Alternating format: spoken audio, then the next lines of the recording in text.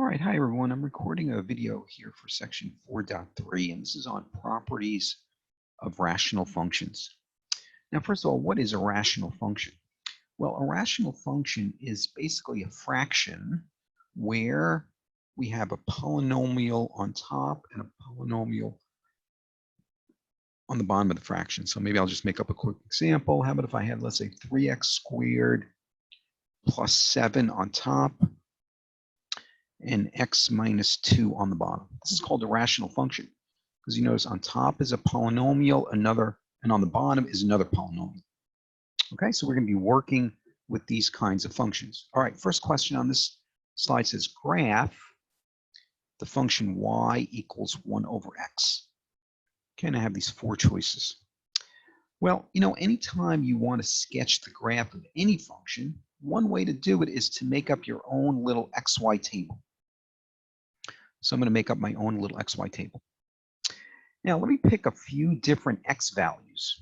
And I'm noticing on these graphs, the x values are in the interval -8 to +8.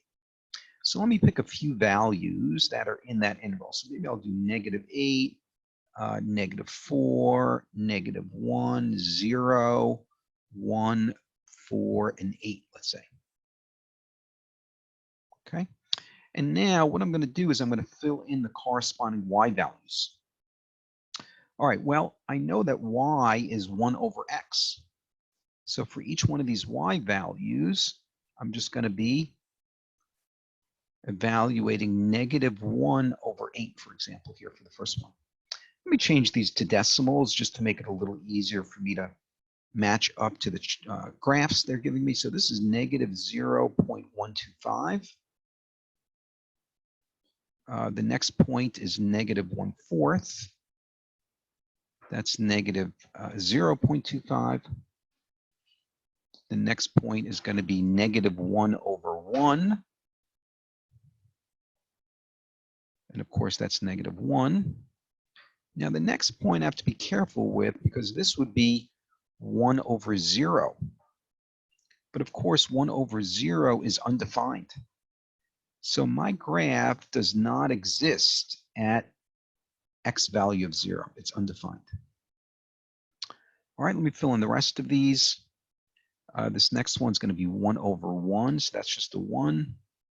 Then the next one's going to be 1 over 4. That's 0.25. And finally, 1 over 8 is going to be 0.125. All right, well, let me see if I can rule out any of these choices. I'm noticing that when x is positive, the y values are positive. So that means on the right-hand side of the graph, I should have positive y values. Well, graph B doesn't have positive y values here, so graph B is out. Graph D doesn't have positive y values, so graph D is out. I'm also noticing when x is negative, the y values are negative. So on the left-hand side of the graph, I should have negative y values down here. Well, graph C is showing me positive y values on the left-hand side, so graph C is out. So if I was actually to plot these myself, I'll just try to graph these myself here, going from -8 to +8. All right, well, at -8, it should be about -0.125. So I'll draw a few points here. So that's going to be here. At -4, it's -0.25, so that's here. -1,1 is maybe down here somewhere. And so I'm seeing the shape of this is going to look something like that. All right, let me go here. When x is 1, y is 1. So that'll be maybe around here somewhere. When x is 4, y is 0.25, so that's here. And when x is 8, y is 0.125, so that's down here somewhere. So you can probably see the shape of this is going to look something like that.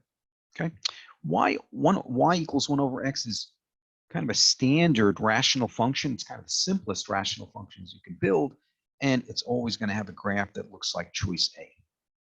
So the correct answer here is choice A, excuse me, choice A. All right, let me go to the next question. All right, it says here the domain of every rational function is the set of all real numbers. Well, let me think about some examples to see if this is true. Let me go back to the example we just worked on. It was 1 over x. Well, the domain is the set of allowed x values. But in this example, remember, we couldn't plug in x equals 0 because we would end up dividing by 0. So the domain here is all values except 0. So we could write that as x not equal to 0. So clearly, the domain of every rational function is not the set of all real numbers. Here we have an example where I had to exclude 0 from the domain. So the answer to this, it has to be false. These rational functions could have domains where you have to omit certain x values in order to avoid division by 0. Okay, let's do another example. Let me jump to another example here, let's say. All right, it says find the domain of this rational function. Well, domain is really asking what are the allowed values to plug in for x. So domain means allowed value plug in for x. But remember, you cannot divide by 0. That means the denominator of this fraction cannot equal 0. So if I have an x value that does cause the denominator to equal 0, I've got to omit that number from the domain. Well, an easy way to figure that out is let me set the denominator equal to 0. Because if I set the denominator equal to 0, that will tell me the x values to exclude from the domain. So I'm going to set the denominator equal to 0. By the way, that's going to be the standard way to find the domain for these kinds of questions. Set the denominator equal to 0. Well, that's going to be x minus 6 times x plus 8 set equal to 0. But of course, that means I could set each parenthesis separately equal to 0. So that means x minus 6 equals 0 and x plus 8 equals 0. And now I'm going to add 6 to both sides here. That means x equals 6. And here I'm going to subtract 8 from both sides.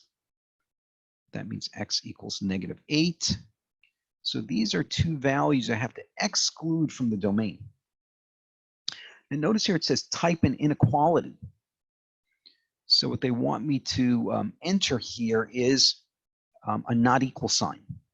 So I'm going to enter here x not equal to, I'm going to grab this not equal symbol from the bottom, x not equal to 6, comma, x not equal to negative 8, because those are the two values I have to leave out of the domain. Okay. All right, folks, so there'll be several problems where you'll be asked to find the domain of rational functions. To do that, take the denominator set equal to 0. The solutions you get are those x values to omit or leave out of the domain. All right, hope this is helpful as you're working in section 4.3.